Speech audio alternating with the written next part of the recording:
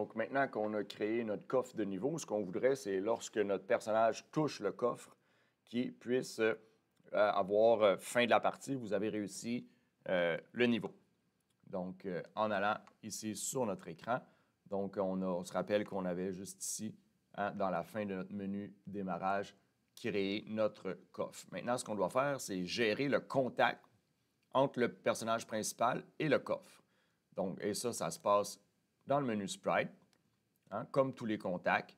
Donc, en descendant dans notre menu ici, on gère les superpositions. Donc, ce qu'on veut gérer, c'est quand un sprite de type joueur, notre héros, touche un autre sprite. Et si vous vous rappelez, j'avais donné le type niveau à mon coffre.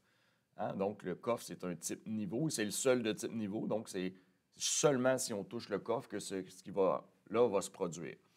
Et là, ce qui va se produire, c'est qu'on va terminer la partie. Donc, dans le jeu, on va utiliser un message. Donc, utiliser un message pour la victoire.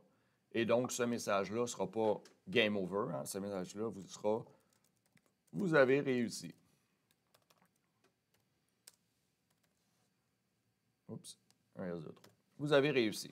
Donc, et là, ça, c'est juste le message. Ça ne dit pas on veut utiliser ce message-là. Maintenant, on doit le faire afficher. Donc, dans mon menu, encore une fois, jeu, je vais réutiliser mettre game over victoire. Donc, si le joueur touche le coffre, écrire vous avez réussi pour la victoire. Prenez ce message-là et affichez-le puisque la partie est terminée maintenant que vous avez touché le coffre. Et on va voir ce que ça fait à l'intérieur du jeu. Donc, en cliquant sur A, si mon personnage se déplace, on va éviter nos ennemis, touche le coffre, vous avez réussi, score 0, baisse score 0, puisque je n'ai aucun score présentement. Donc, je viens de terminer mon niveau en touchant un objet quelconque. Donc, dans la prochaine vidéo, on va voir comment terminer un niveau, mais en ayant atteint un score au lieu de toucher un personnage.